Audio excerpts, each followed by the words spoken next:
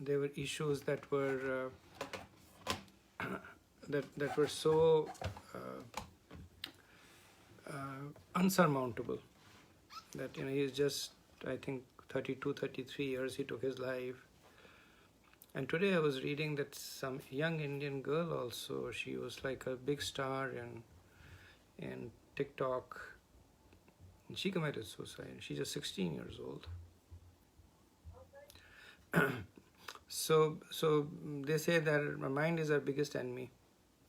Krishna says can be our biggest friend and our biggest enemy.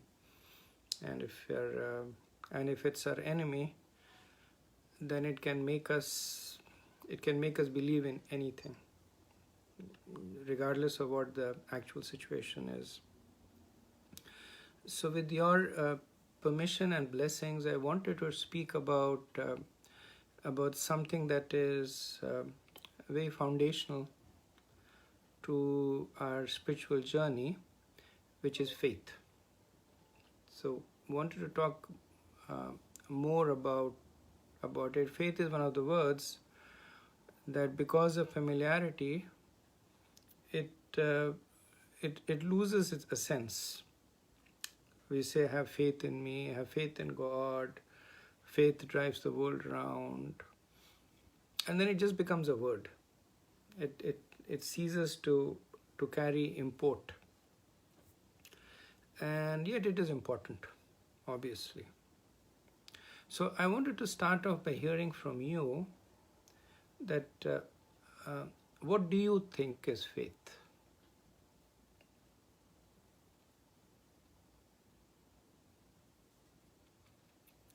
So maybe if you can share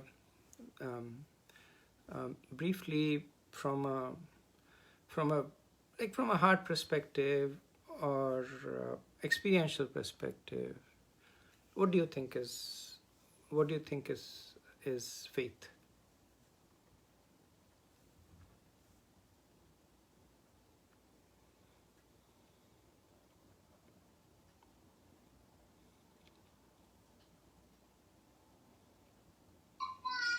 So is it complete trust in something?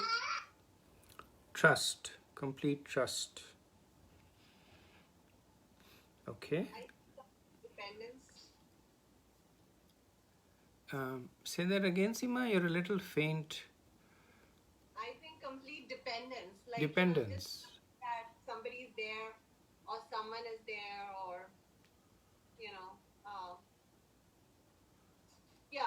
that total dependence, I think, is Okay. Faith that somebody is there to take care of you. Basically, I think faith is very positive. Okay. It's like a positive that we all feel. Faith is complete dependence, that somebody will be there for you. It's something you believe in, Prabhuji? Faith is something that you believe in. Okay, and that's thank you, Prabhu. So that's a very personal aspect of faith. That this is my faith. That's something that I believe in. Right? It's very, very personal. Good. Thank you. Any other thoughts? Surrender, Prabhu. Shivani? To surrender. Surrender. Okay. Can you elaborate on that? Surrender meaning? Means if you have firm belief and firm faith in that, then you surrender onto it. Like you leave rest of the decision making to that authority. Yes. You have firm faith or belief in that. Yes. Yes. Good. Thank you, Shivani. One more is belief is like which we experimentally cannot prove or we can't see. Okay. But somewhere in your heart you think that is it, like or I can rely on it. Okay. Good. Pat, Prabhu? Yeah, it's similar to what I just heard. I think when the logic fails, the mind stops reasoning and comes to a halt, and you just transgress to a level where you just blindly believe something, blindly trust something, Mm-hmm. and don't want to reason it out anymore. Okay. And it will probably stop when your mind stops and the faith starts. Oh, okay. When the mind stops, the faith starts. Okay. Yeah, I can share a personal story. So I was brought up in a Bengali family, and so we always believed that. And my dad is a professor, so most of the stuff that we got involved in was education centric, like. And in Bengal, goddess Saraswati takes care of education. So Saraswati Puja was a big thing. So every time before an exam, and this was part faith, but then it had become a ritual also. So my mom would give us dahi for good luck, and then we would do a prayer to Lord Saraswati as we head off for the exam. So, and I think it gives you an extra layer of confidence that, I will do my part, but then there is somebody else that will take care of help me get a good outcome. So, I think it's belief, it's confidence, it's ritual, and I think some of it has got to do with your upbringing as well. Thank you. And that's a practical implementation of faith. Right. That if you share it with somebody over here, they might find it a little confusing that, how does eating yogurt help you in your exam? But that's where the faith steps in. There. Thank you, Prabhu. In fact, the first time I had taken one of my American friends to an Indian festival, I think it was Saraswati Puja. No, it was. So they have the banana on the pot, right? So he asked me, so what's the significance of the banana on the pot? I couldn't explain the significance, but I was so brought up in that environment, it seemed natural. I mean, that's what we do. Good, thank you. Prabhu, also faith is something like somebody is going to love us without any conditions. Like you feel that Krishna is there who is going to love us for anything, even we go any bad or good or whatever we do in life, but he is there to take care of us every time. So it's the Love us every time. so it's the unconditionality part of it. There is no cause. There is no conditions. It's there just because it is there. Thank you. Thank you. One more thing, I believe that faith is kind of more something which you cannot see, but I guess as Prabhuji mentioned about, like Somya Prabhu mentioned, something from something which you believe in, you cannot see and not known about it, but belief is something that's based on facts, I guess, more on factual things. So, it's based on evidence, right? But faith is something which you don't even know about. Like Krishna, when you surrender to him, but not knowing, that he's still going to be there for you. That's how I believe the faith. Thank you, Prabhu. One thing, in addition to the devotees comment, I think something you build upon, Prabhuji, on the basis of your personal realizations. You might not be able to explain it, but as per your personal experiences over the period of time, you build faith into something, and which is you can't explain, but still it's there. Very good, thank you. So all nice realizations, valid. In a way, one of the common themes that I saw when people were sharing their understanding of faith was, I think Pat Prabhu put it, is that where intelligence stops, faith begins. And the dictionary definition of faith is a belief in something sublime, which means that something that is beyond senses. So the interesting thing about faith is that by its very nature, by its very definition, it's blind faith. So many times we consider blind faith to be in a negative connotation, that blind faith is equated to superstition or rituals. But essentially that's what is faith. Because if I tell you something that you can validate, then there is no question of faith over there, because you're validating it yourself. Right? So where am I? There's no faith in me. I tell you that in that box there are 2 apples. Then you go and you open the box and then see there are 2 apples and then say fine. But that doesn't mean that you have faith in me. Right? If you had accepted it without opening the box, that would have been faith. So the nature of faith is that it needs to be implicit. It needs to be, and I think so many of you put it beautifully, that it needs to be from the heart and not the mind. It just needs to be there. It's just there. There is no reason for it. So our whole process in Krishna consciousness, it's based on faith. Now, Prabhupada makes this distinction between faith and faith that is validated. So, how do we accept Krishna as a personality of Godhead? We don't know. We haven't seen Krishna. Like we haven't gone to or we don't remember going to Golok Vrindavan, seeing Krishna there with all his opulences and saying, okay, this is God. We haven't seen him do all the wonderful things that he has done, lifting Govardhan, killing Putna. We haven't, right?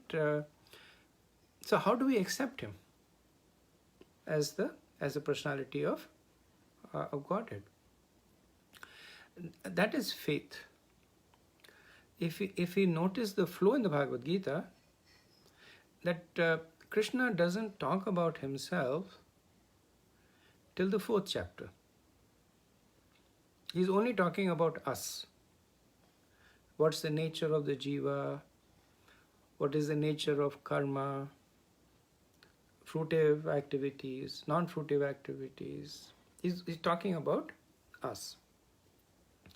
The first time that he talks about himself is in the 4th chapter, 8th verse, where he says, Janma karma cha me divyam yo me veti tatvata takta deham punarjanmam neti mam eti so Arjuna. That one who accepts that my birth and my activities are divine. Janma karma cha me divyam yo me veti tatvata. Tattva means that one who accepts this as fact. Then he doesn't take birth again. It's a very small thing, but it gives a huge reward. Not taking birth again means going back to Krishna. And all you have to do is Janma karma cha me divyam yo me veti tatvata. That just accept that I am divine, my birth is divine, my activities are divine. So why is he offering such a big reward for something that is so small? So at other places we see that there are yogis who perform austerities for thousands and thousands of years. And they don't get Krishna. They get some form of Krishna, maybe an impersonal form of Krishna. And then there are people who perform elaborate yagyas. They don't get Krishna. But here he is saying that if you consider my birth and appearance to be divine, then you will not take birth again. This verse defines faith because he's speaking to us.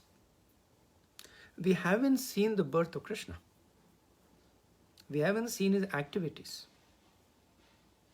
But he says, if you accept on the basis of faith that I am God, that's all you need. Nothing else.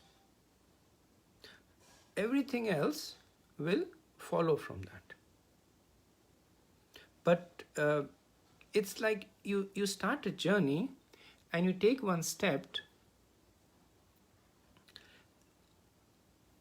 barring unexpected events, the journey has already finished. I remember when we started our, this is many years ago, we started our Govardhan Parikrama. And before we started the Parikrama, we did a little bit of Kirtan. We were with a devotee, we did a little bit of Kirtan. And then he made this point that your Parikrama has already ended. Because you have already undertaken it with faith. So don't worry. Some of you, so we were in a group. So some of you may get tired and not complete it. Some of you will. Some of you will complete it with a lot of angst. My foot is hurting, my this is happening. Are we there yet? Are we there yet? But he says, don't worry. Because you have started this parikrama, it is already ended. So that's the journey of faith. That when you start on the journey of faith, the conclusion is foregone. So in the very next verse, Krishna actually, he talks about the conclusion. So he says that 4:9, he talks about faith. In the very next verse, he says, Vitarag vaya krodha man maya mam upashrita bhavo jnana tapasa putamad bhavamagta. Being freed from attachment, fear and anger, being fully absorbed in me and taking refuge in me, many persons in the past became fully purified by knowledge of me. And thus, they all attained transcendental love for me. That's the end of the journey. That we become free from vitarag bhaya krodha. So rag bhaya krodha, these are the chains that are holding us in the material world. And those chains are replaced by the chains of love. Krishna says then, taking refuge in me. Like Varsha was making this point of shelter. So taking refuge in me, purified by knowledge of me, they all attain transcendental love of me. So Krishna here says that become purified by knowledge of me. So does that mean that our definition of faith changes? Because we have already established that faith is sublime. That faith is accepting the fact that it is beyond being verified, it is beyond empirical evaluation. So why do you think Krishna is saying this? That being purified of knowledge of me. Is he changing the definition of faith, or is he saying that you start with faith and you end somewhere else? So I'm trying to get a segue into the next part of the discussion, which is that how do we build faith? And these two verses, they talk about the beginning of the journey and the end of the journey. And then, of course, there is the journey. So what does it mean when Krishna says that purified of knowledge of me? purified by knowledge of me.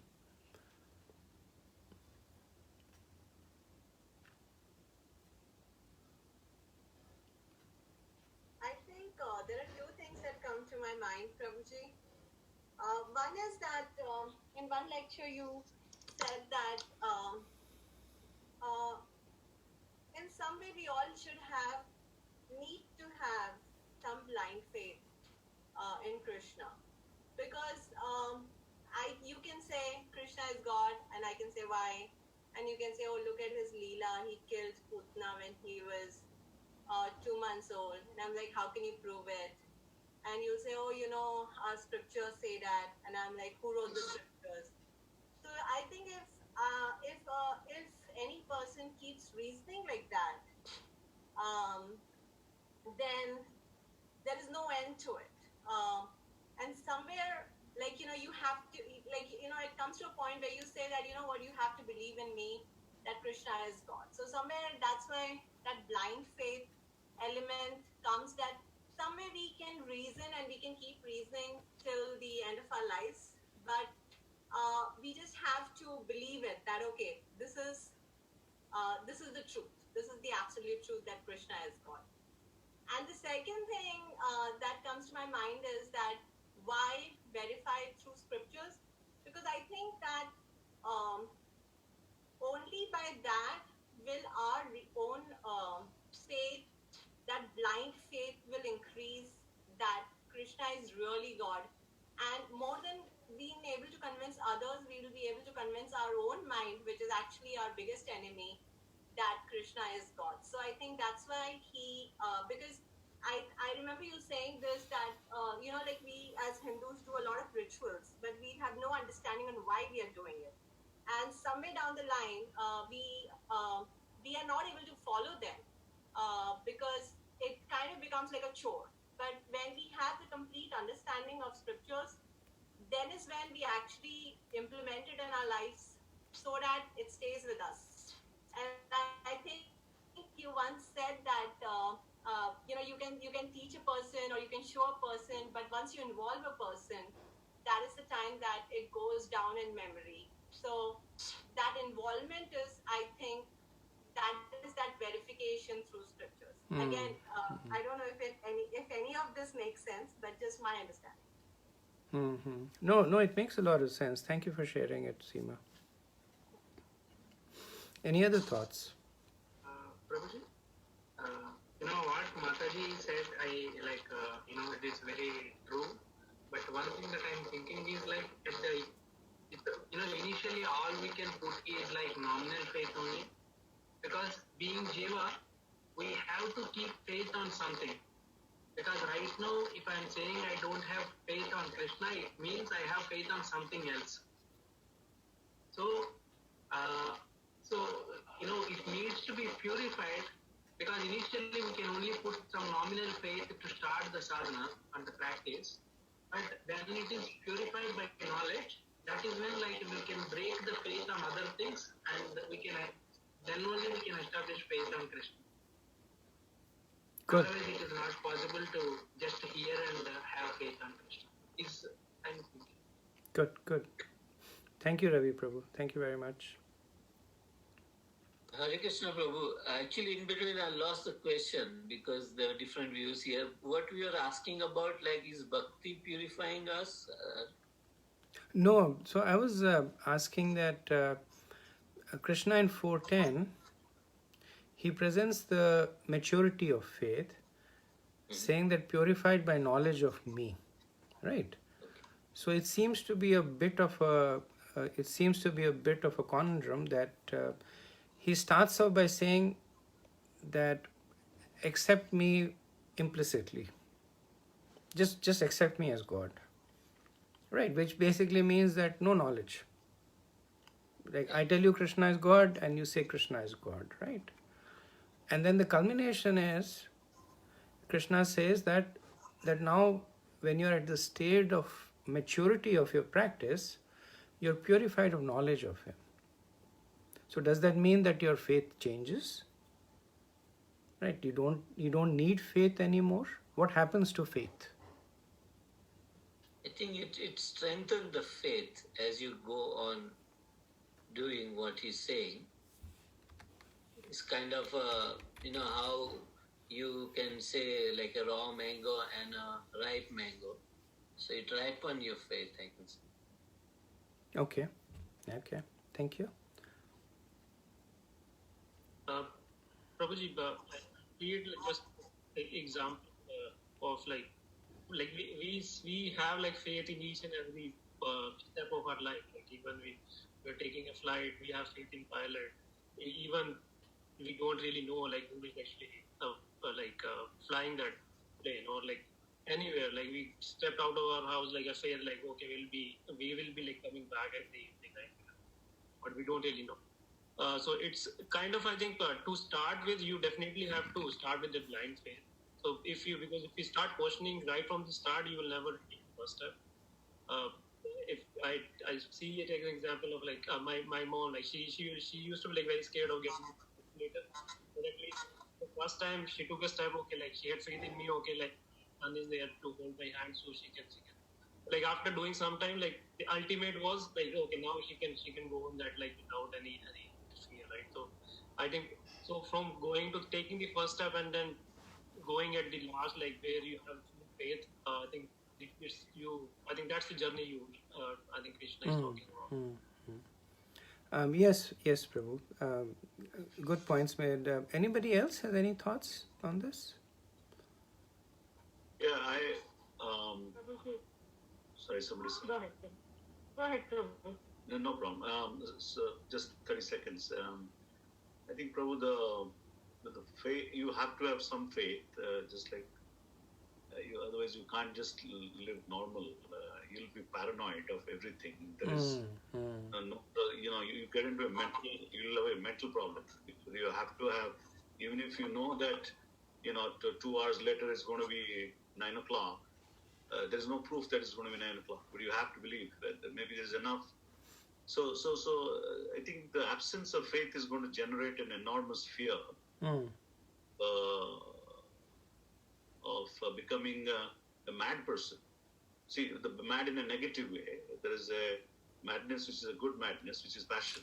But you have to have faith in your limited capacity. We are all, mortal souls, so we are not God, or we don't have infinite power. We may believe we have potential. We're limited to quite an extent. So when we cross that boundary of your span of control, or you go outside that, there is a faith which starts building up, and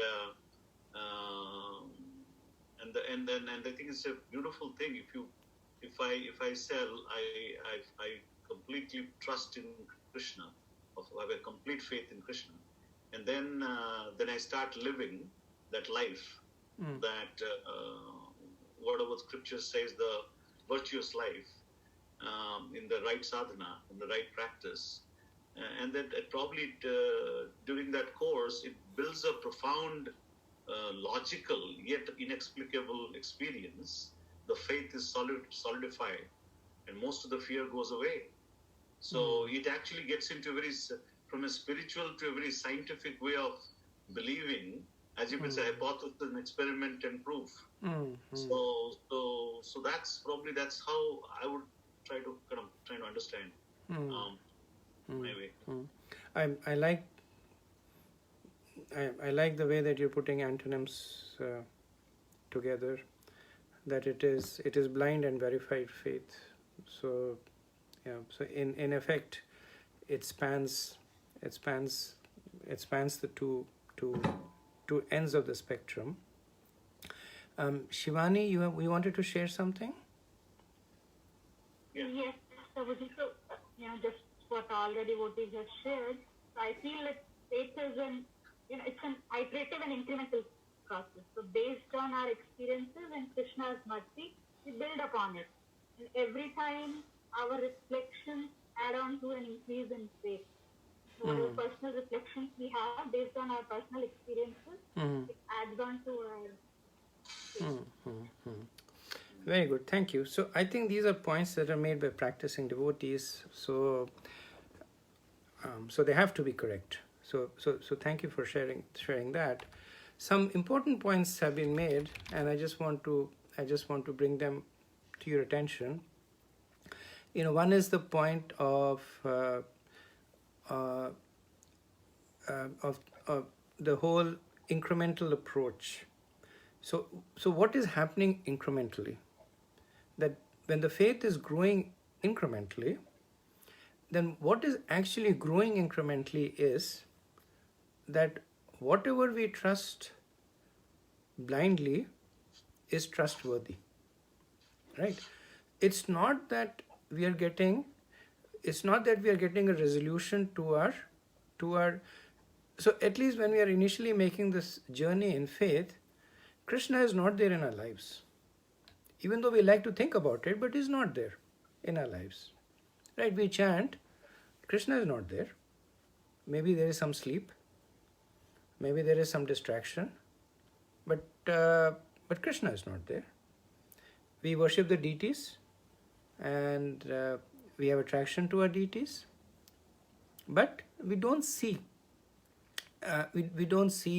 We see pastimes, but of deities interacting with the devotees. It's not happening to us. But what is happening to us is a deepening of our implicit faith. And that is why faith is little bit of endeavor and lot of mercy. So we cannot say today that from tomorrow I will increase my faith. Now we can say that I aspire to increase my faith. And then there is a process that is given that can help us travel that path. But whether it results in the increasing of our faith or not, that depends on the mercy of Krishna. So I have a question here on Facebook Live that I wanted to put to you, that how do we differentiate between general faith and faith in Krishna? It's a very relevant question, so I wanted to share with you. How do we differentiate between general faith and faith in Krishna? So general faith is like Vikas Prabhu was sharing, you get into a plane and you have faith that the pilot knows how to fly the plane, and the plane is going where you want it to go. So general that kind of a faith. Or you're driving down the intersection, you have a green light, and even though you see a car coming on the other street, you have faith that the person will stop on the red light, so you don't worry about it. And then there is faith in Krishna. What's the difference between the two?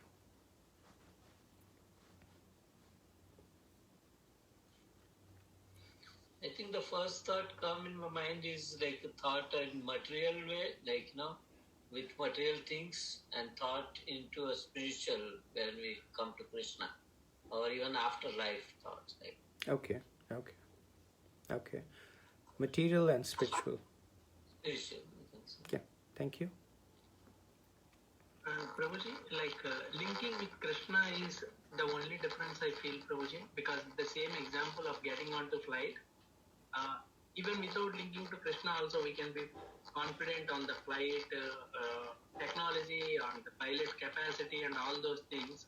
But if we can still link it to Krishna, then that is Krishna conscious faith. Gotcha. Thank you. Any other thoughts?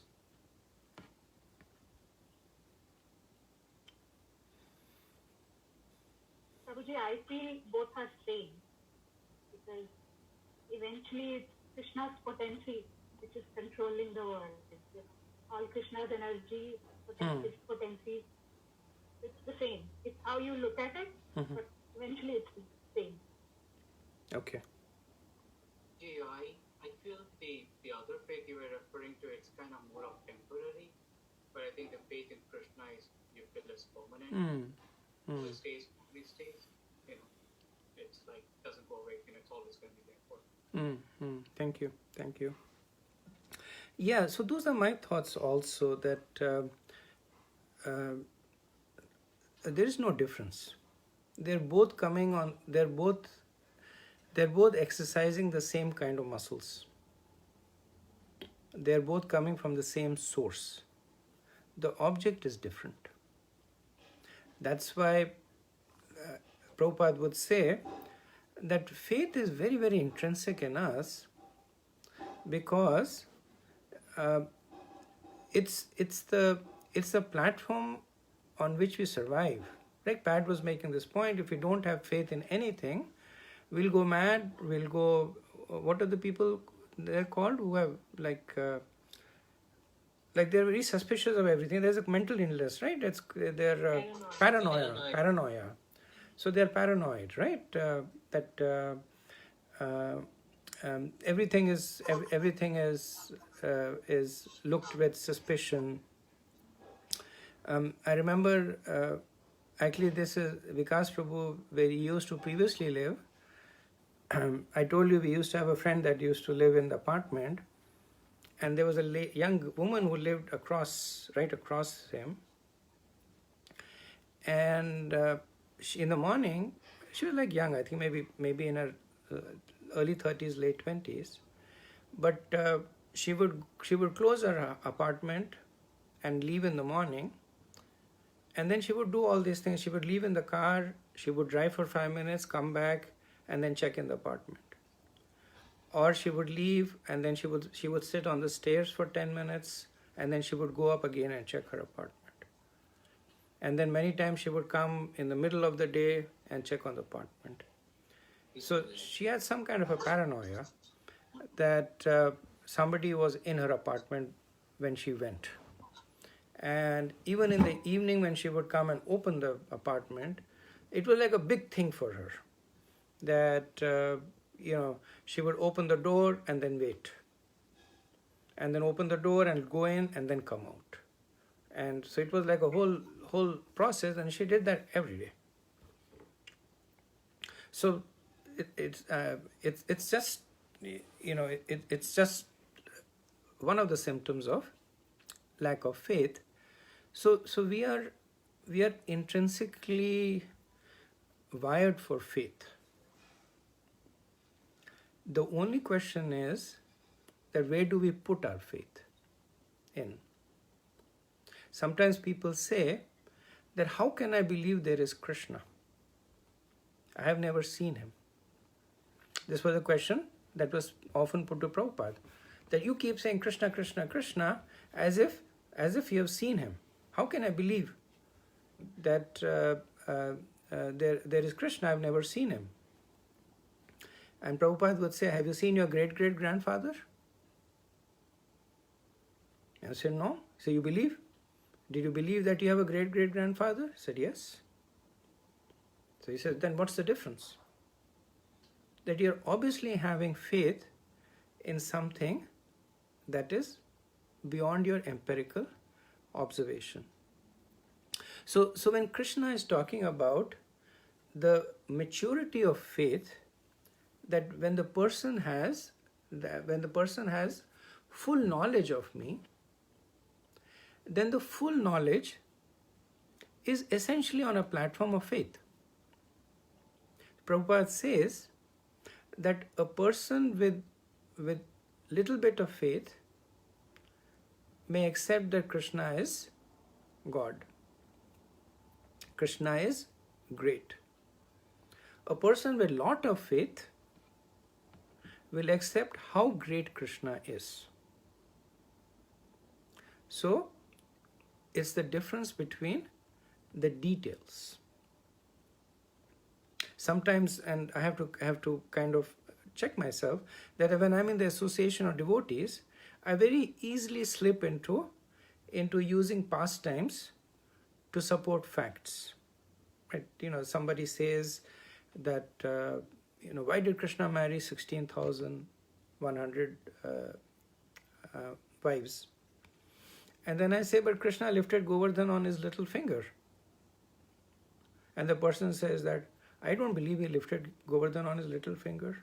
I have nothing to say then after that, right? Because I'm using one aspect that I have faith on to substantiate another aspect that I have faith on. But ultimately, they are all within the realm of faith there. Or sometimes if I try to make a point based on Gita, and the other person says, well, who knows? Who knows about Gita? Somebody says Vyasadeva wrote it, somebody says Vopadev wrote it, somebody says that many people wrote it. It's a compilation of essays by different people. And then there is, then there is no, there's no really suitable response. So as faith grows, on the same platform of faith, the understanding of the object of faith grows. So what does Krishna do when he's outside his house? What does Krishna do when he's with Srimati Radharani? What did Krishna do on the battlefield of Kurukshetra? So there are so many details and details of details in the books of the six Goswamis, on the Ashtakali Leela. There are so many elaborate details to the extent that the kind of clothing he wears and his inner mood at the time. So that's what Krishna is talking about. And the power of faith is so I wanted to share with you an incident that was shared by Mahatma Prabhu. He's a Prabhupada disciple and a fairly renowned speaker. He does a lot of workshops. He does a lot of experiential workshops. So he was talking he did a seminar on this topic of faith.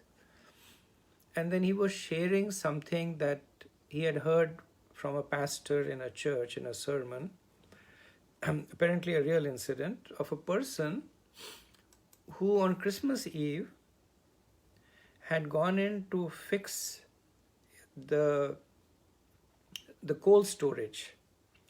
So there's like in the temple you have this cold storage room where the temperature is below freezing. And there was something that needed, maybe there was a leak or something like that, something that needed fixing. So he was inside there fixing it. And it was a big room. And apparently there was some miscommunication. People didn't know he was inside there. So they locked the cold storage room from outside. And then they left. And it was Christmas Eve. He knew that he was going to be there for 3 days. And after Christmas Eve, when they came and they opened the door, they found him dead inside. He was actually dead because of hypothermia, which is extreme cold temperatures. He was in a fetal position. And the interesting thing was that cold storage unit was off.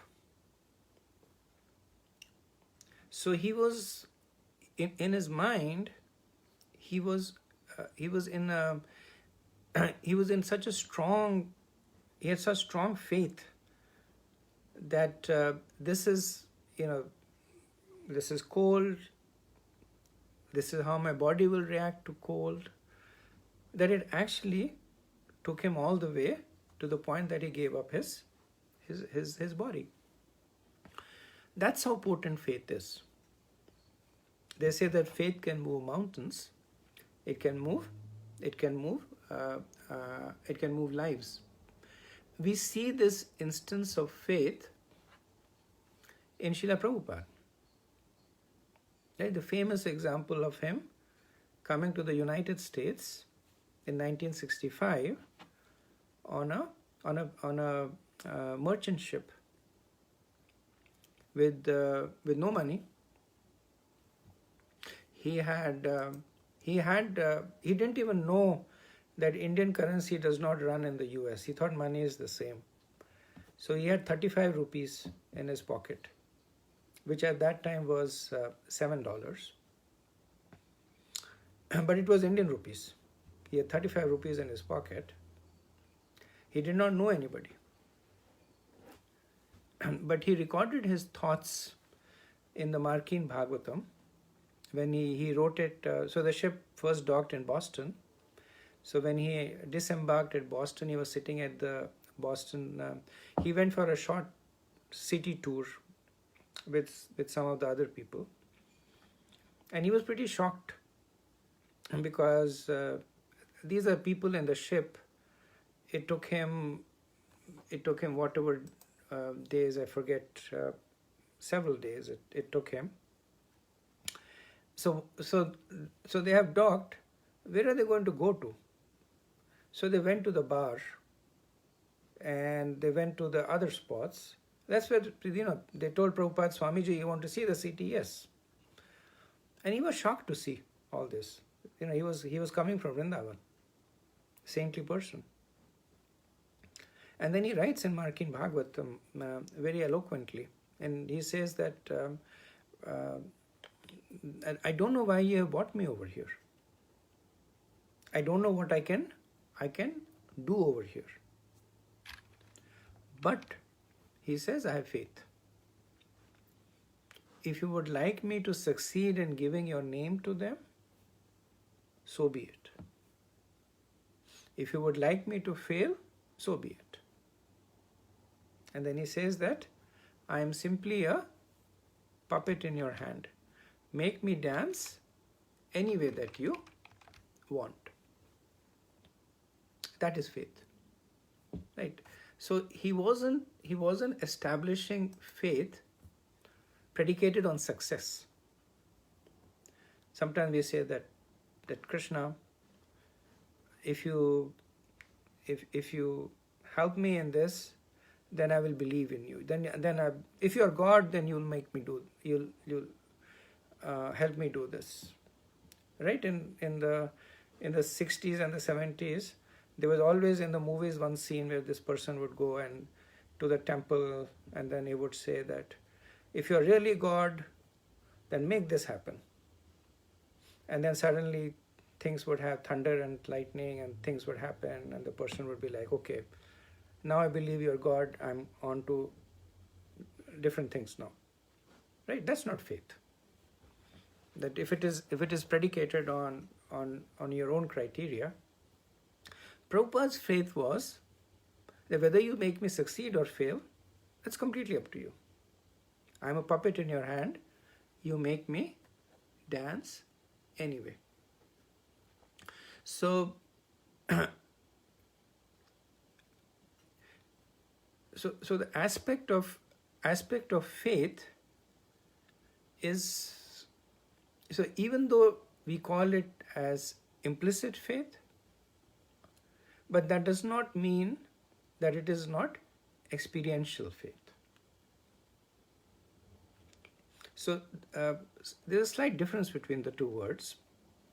Implicit faith means that we trust it regardless. Experiential faith is that we experience the faith. And faith that is properly situated actually becomes experiential faith. It is still implicit, but we experience the shelter of the faith. The shelter does not have to be one of protection, one of nurturing all the time.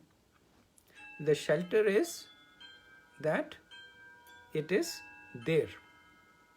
It is always there. Someone is at the front door. So at this point, I wanted to ask you a question that is very relevant to practicing devotees. So we were approaching faith from a more general definition. This is an explanation that this is a conversation we can have with anybody.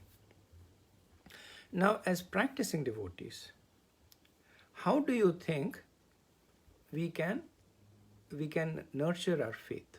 How do we think we can grow our faith?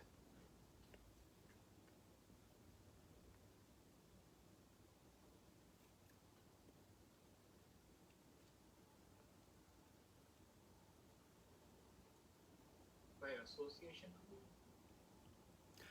By associating, or yes, more specifically, by associating with those who have faith.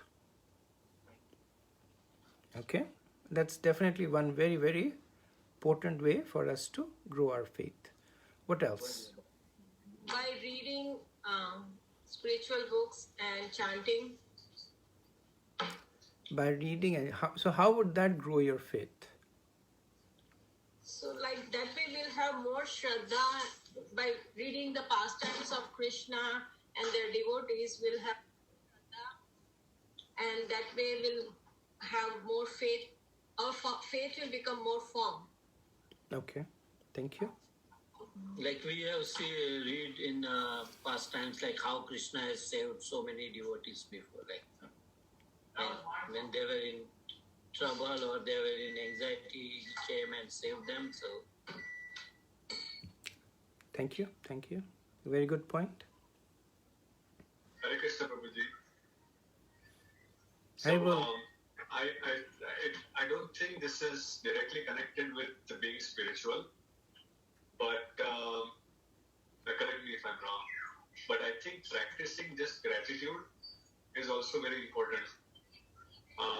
When we start being a little grateful of whatever we have materially, then we also open the doors to feeling that gratitude to what we have received on such a certain level, which spirituality gives us. Thank you, Akshay Prabhu. Very good point.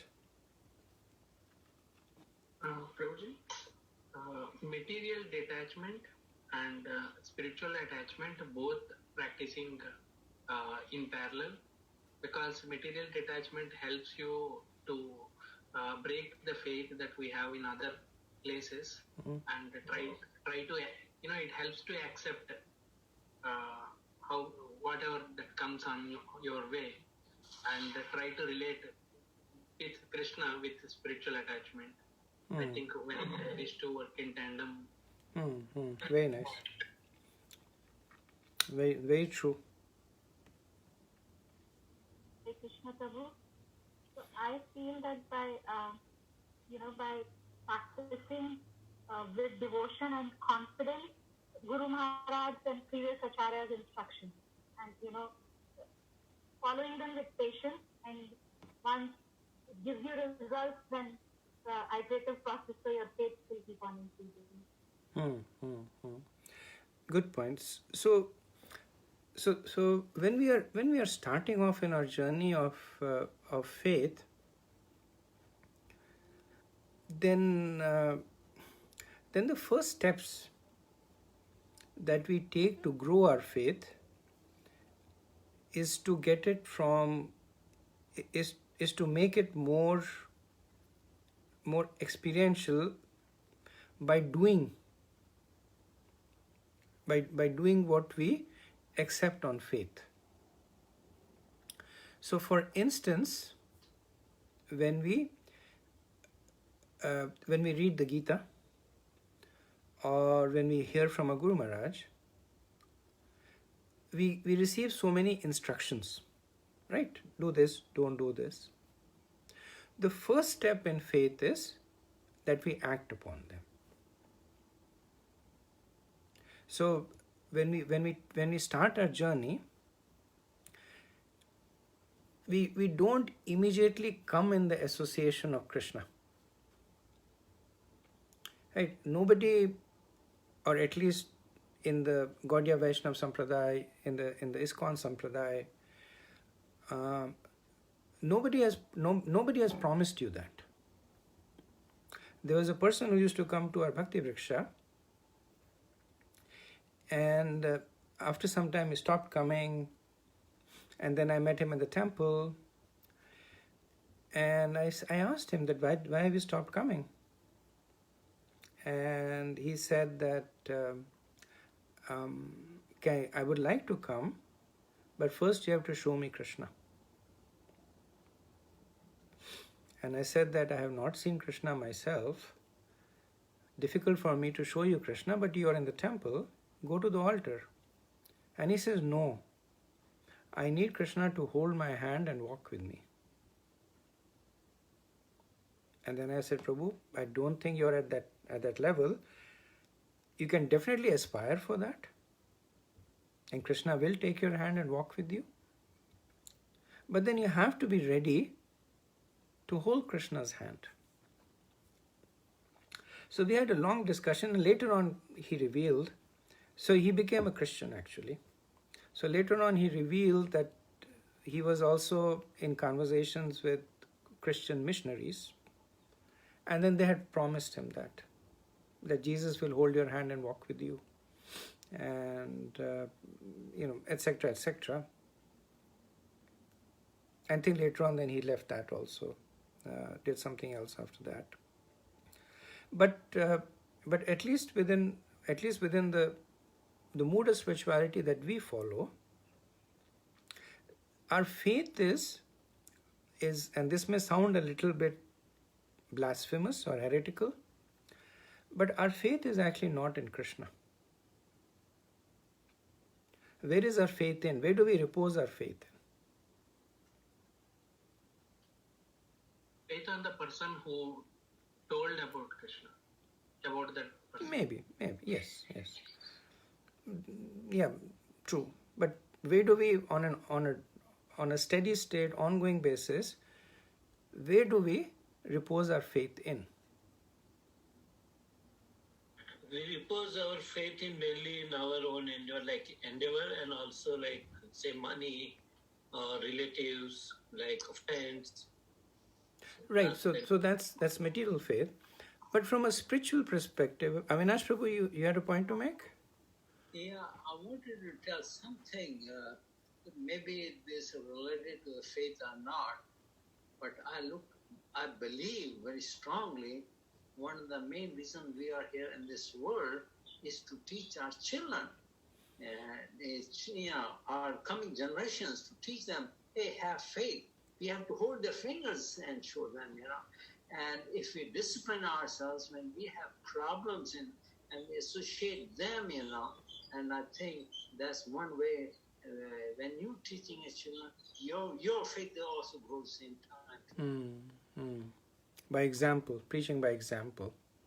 Preaching by example. Yeah. Especially little children, they don't know, That's true. Thank you for the point, Prabhu. So when we start our journey into spirituality, what we repose our faith is in the process. It's not so much in Krishna. Now, Krishna is the goal of the process. He's out there. If we were actually to reach a process where a point where we are developing faith in Krishna,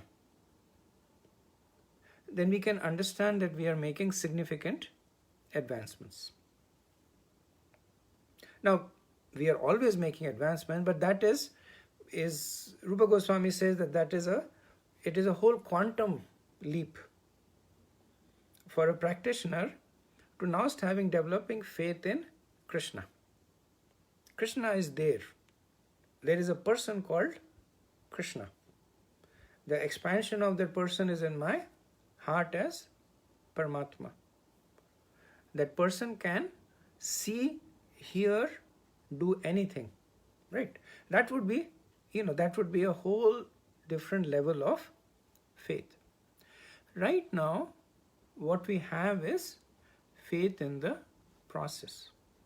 So when we talk with one another, so when if I go to Vikas Prabhu and say, Prabhu, I'm having trouble being steady in my spiritual life, Vikas Prabhu will probably say, Prabhu, you need to chant better rounds, or maybe you need to increase your reading of the scriptures, right? He's not going to say that go to the temple, jump to the altar, and embrace the deity of Krishna, and that will give you faith, right? We don't say that. So how do we grow our faith? We grow our faith through having faith in the process. If we don't have faith in the process, then it is difficult for us to grow the faith. So that is why bhakti in the initial stage is called sadhana vaidhi bhakti. So sadhana means what? You do it externally. You don't do it with the heart, you do it with the senses. You do it with your knowledge acquiring senses or your working senses. And what does Vaidhi mean? Vaidhi is Vidhi, following rules and regulations. And Sadhana Vaidhi Bhakti can take us all the way to Shuddha Bhakti. Not can, it will take us all the way to pure devotional service. Why? Because when we have faith in the process is purifying in itself. So everything that is a hindrance in us having faith in Krishna is dismantled by the process of sadhana vaidhi bhakti. So think of it this way, that I want to run the marathon, right? So I can simply go out there and start running, and then I might get tired soon and drop out. I can go tomorrow and start running again, and I'll get tired again and drop out. But then if I go to like a professional coach, then he will say, okay, your energy levels are low, eat more nutritious food, do these kinds of exercises. One of my colleagues actually, when he turned 50, his resolution was to run the marathon. And he said earlier on he won't even go out for a walk. He was a really lazy person. But it was kind of what they say, midlife crisis. He said, I want to do something completely different. So I'll run the marathon. And initially that's what he did. He would get up in the morning, he would run, and he made some improvements. But basically, he had a lot of pain in the calves and different kind of side effects. And then he went to a professional coach. And the coach wouldn't even have him run for a long time. He just asked him to do all these other processes. And then sure enough, as he ran the other processes, he first ran the 5 mile, then the 10 mile, and then he actually ran the whole marathon.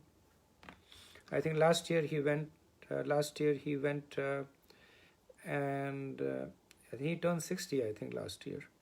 So his resolution was to climb the Mount Everest to the base camp. Which I said, just the base camp. And he was very upset. He was saying that you try and go to the base camp. Just to go to the base camp, it's like 4 days of trekking and this and that. I said, I'm sorry, I thought base camp is somewhere you land from the airport and then you go to the base camp from there. But it's like almost several thousand meters high. So when we are practicing, when we have a goal that we would like to develop a relationship with Krishna, what sadhana vaidhi bhakti does is that everything that is inhibiting us. So Ravi Prabhu had made this point that we have so many material attachments, right? They are like stones. It's like you're trying to walk and then you have stones on your back or your feet, difficult to walk. So it takes away the stones and makes you lighter. It also exercises your walking muscles. So our expression of faith at this stage is following the process. And not only will the process purify us because of us practicing the process, it also brings another aspect into our existence, which is the aspect of mercy. So Prabhupada would tell this pastime from the Puran about a small bird on the banks of the ocean had laid eggs, and the ocean came and took the eggs, and the bird was very upset, and it said to the ocean that, you give me my eggs back. And the ocean didn't reply, and the bird said, you give me my eggs back or I will dry you. The ocean said, fine. This small bird.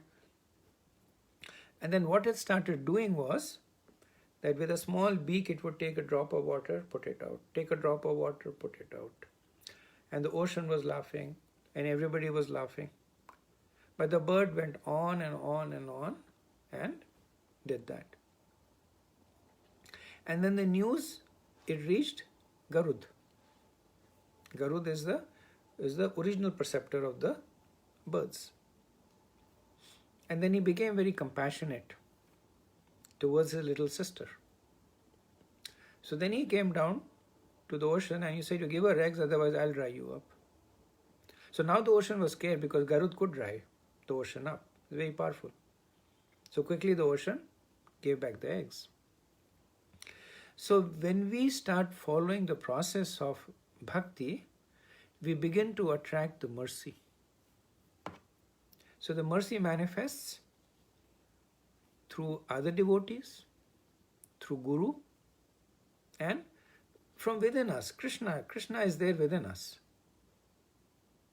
So I can bet you that so many of you would have found it very, very difficult to believe that you can sit at one place for 2 hours and chant. Right? Because I've had this conversation with people new people in the Bhakti Vriksha, and I would say that they would say, what? And I would say, 16 rounds of chanting takes about 2 hours. And they would say, it's not going to happen 2 hours of 2 hours of chanting. That also every day, it's not going to happen. And then the same people are not only chanting for 2 hours, but they're also willing to do 64 rounds. So same people. What has changed? What has changed is that now they have access to mercy. Mercy coming from Guru and Krishna. The same people who would hope to define success in their life through a certain kind of parameters now have a whole different set of parameters to define their success. Same persons. Why? Because Krishna from within is inspiring them. So faith, even though it is in something sublime, but it's not an abstract concept. It's an experiential concept. It has a beginning, it grows, and it matures. The beginning of the faith is mystical. That you may go to 2 different people and tell them the same thing. One person accepts and the other person rejects. Right? That part is mystical. That why does one person have faith and the other person does not? But keeping that aside, once a person has faith and has embarked on the journey, then developing faith in the process is what will have them experience everything that they're aspiring for. So we had this discussion in earlier on, that what are we aspiring for? Greater presence of Krishna in our life, stronger sense of shelter, peacefulness, equanimity, material detachment, spiritual attachment. All that will manifest in our lives. So I'll end over here. I'll just see if there are some concluding thoughts or remarks.